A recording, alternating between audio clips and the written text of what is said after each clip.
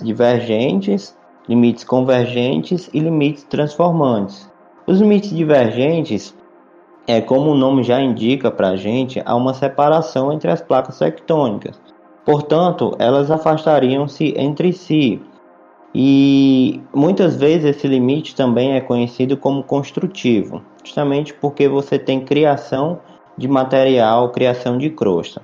Então é importante a gente mencionar que esse processo de separação ele pode vir a acarretar na formação de um oceano e uma consequente formação de nova crosta oceânica. E esse seria o exemplo clássico do Oceano Atlântico Sul, que formou-se aproximadamente 145 milhões de anos atrás, na transição entre os períodos Jurássico e Cretácico, na Era Mesozoica. Então, daí um pouco da importância da gente entender esses processos relacionados à tectônica de placas.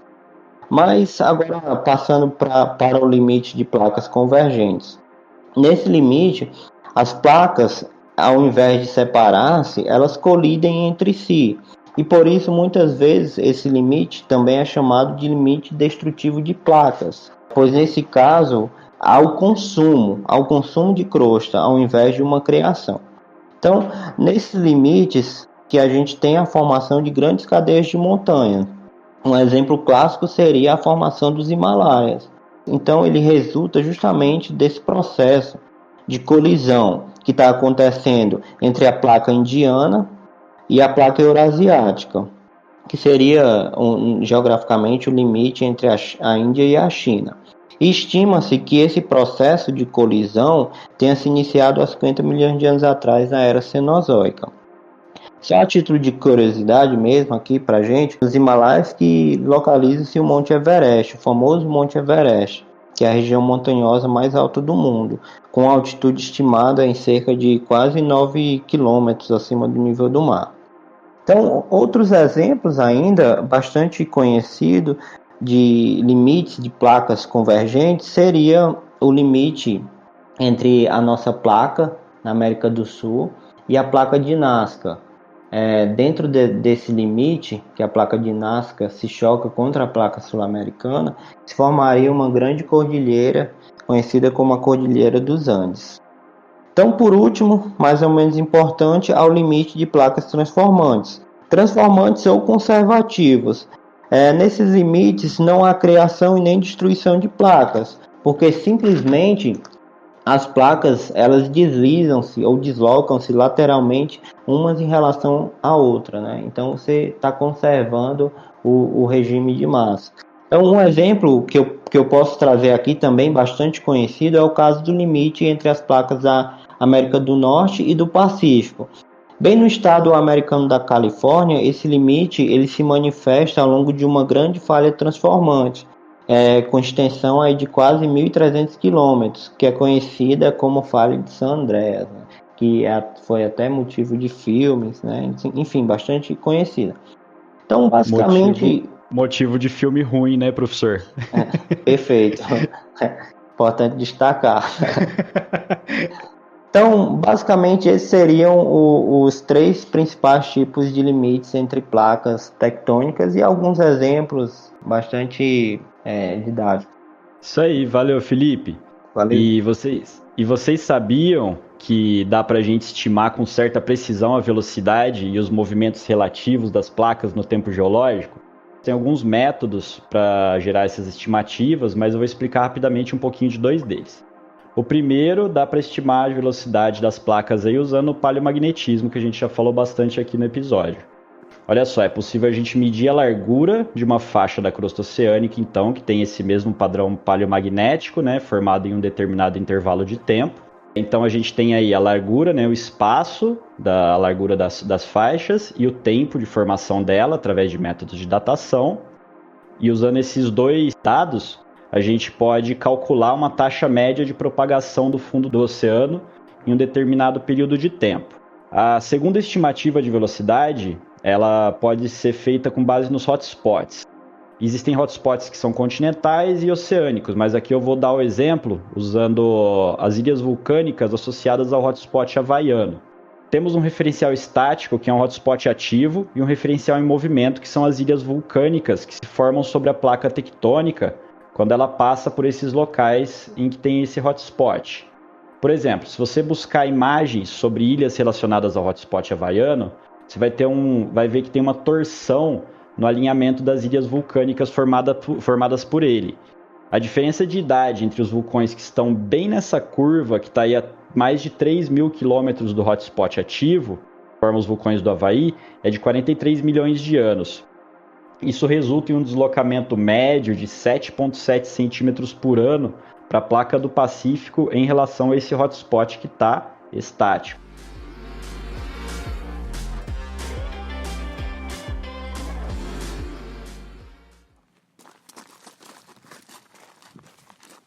Então agora vamos falar um pouco mais sobre os efeitos dessas movimentações dessas placas. Como o professor falou, pode ter tanto a construção de novos terrenos, mas como pode ter também a destruição, como terremotos e tsunamis, que a gente conhece alguns exemplos recentes, como no Japão e na Indonésia, causaram muito estrago.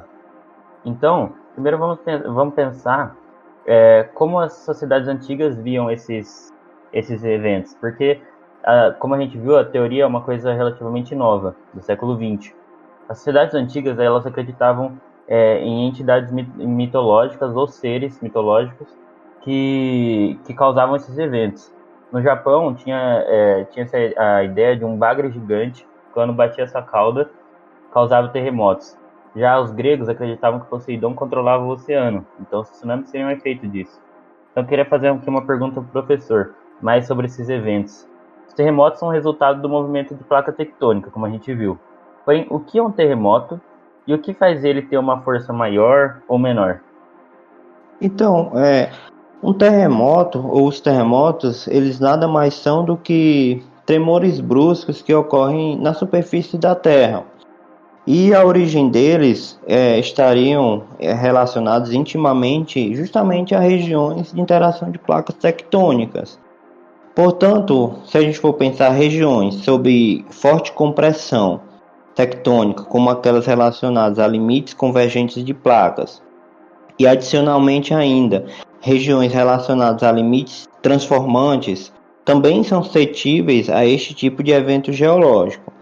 E na realidade o terremoto ele ocorre justamente quando a deformação inserida, aplicada ali na rocha, é suficientemente alta para romper essa rocha, romper ela acima do limite de plasticidade. E no geral, os terremotos eles têm intensidades variáveis. E há terremotos pequenos, que normalmente têm origem a baixas profundidades. Baixas profundidades significa menores do que 10 quilômetros. E ocorrem, nesses casos, justamente ao longo de cristas oceânicas. Enquanto que os terremotos maiores originariam-se em falhas transformantes, em profundidades de até 20 quilômetros. Mas os ainda maiores e mais contínuos ocorreriam justamente ao longo de zonas de subducção, que são regiões sob um estresse compressivo maior, e que podem chegar a profundidades de até 700 quilômetros. Os terremotos eles podem ser classificados como rasos, ou seja, a profundidades menores do que 70 quilômetros, intermediários, que são aqueles onde o foco se localiza entre 70 e 300 quilômetros, e os profundos, onde o foco do terremoto se dá entre 300 e 700 quilômetros. Tá? Então tem essa classificação também. Mas abrindo mais um parênteses aqui, e rapidamente, uma curiosidade também, a gente sabe que apesar de a maioria dos sismos estarem sobre regiões limítrofes de placas, como eu citei, áreas intracontinentais também podem manifestar esse fenômeno, ainda que de forma menos intensa, claro. Mas um exemplo bastante recorrente e que a gente pode destacar é a da região nordeste do Brasil, onde frequentemente na região nordeste a gente vê nos noticiários as redes sismográficas nacionais, elas têm detectado registros de atividades sísmicas na região Nordeste. Então, a explicação que os geocientistas têm dado com frequência, apesar de que isso ainda não é um fato comprovado, os pequenos sismos registrados na região Nordeste estariam relacionados a possíveis reativações de falhas do embasamento cristalino pré-cambriano da região Nordeste do Brasil.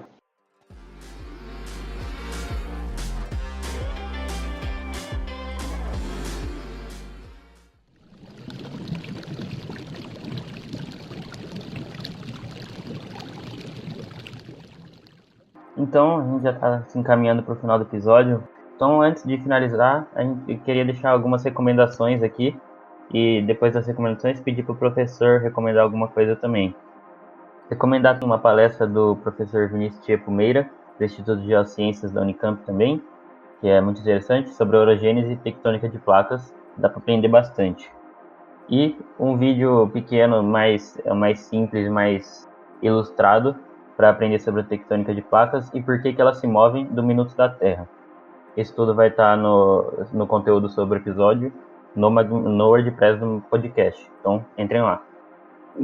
Outra recomendação que a gente dá para quem se interessar mais pelo assunto é um aplicativo que chama Volcanoes and Earthquakes, que ele mostra simultaneamente os terremotos e erupções vulcânicas que estão ocorrendo no planeta quase que imediato, assim. Tem alguma variação de um tempinho para eles atualizarem, mas é coisa de 10, 15 minutos. Então você consegue estar por dentro dos terremotos do dia ou erupções vulcânicas, que é bem interessante para quem se interessar mais pelo assunto. Legal, legal. Eles devem ter alguma comunicação direta aí com os sismógrafos do mundo, né? Eles devem ficar acompanhando e aí atualizam rapidamente. Então é vulcões e terremotos em inglês, né? Volcanoes and Earthquakes. Isso. Professor Felipe, eu tenho alguma recomendação? Quer dar alguma recomendação aí para os ouvintes? Tá ótimo. Sim, eu tenho 3 recomendações para fazer. Então, tem 2 livros que eu acho muito didáticos. Um é o livro Dinâmica do Manto e Deformação Continental, uma introdução à geotectônica, do professor Sérgio Pacheco Neves, da Universidade Federal de Pernambuco. É um livro que traz, além de termos mais complexos ligados à geotectônica, mas também traz assuntos básicos relacionados à tectônica de placas. Outro livro, aí um pouco mais avançado, seria o Tectônica Global.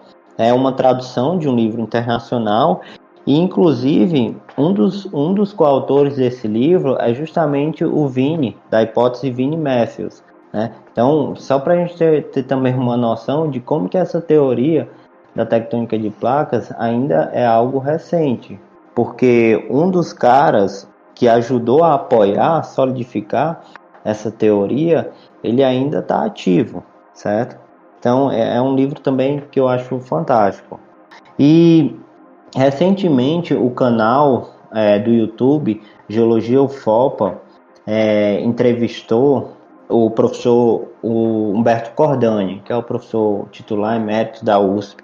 E, na live do professor Cordani, ele fala sobre a revolução mobilista das geociências, da deriva continental à tectônica de placas. Então dá para encontrar no canal de Geologia UFOPA, certo? Então é uma palestra muito didática também, interessante de visualizar, porque o professor Cordani, ele traz na visão dele, na vivência dele, o mais legal é isso, como que ele viu isso, né? Então ele vivenciou todo esse processo de transformação.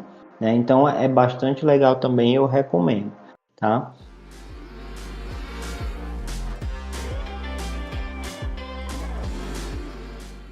Então é isso, gente. Não se esqueçam que na nossa página do WordPress, além do material complementar de todos os episódios, né, material complementar a essa pesquisa que a turma desenvolveu antes da gente fazer essa gravação do podcast, a gente tem lá também uma área para vocês enviarem feedback, sugestões, reflexões, propostas de temas. Enfim, vamos nos manter em contato.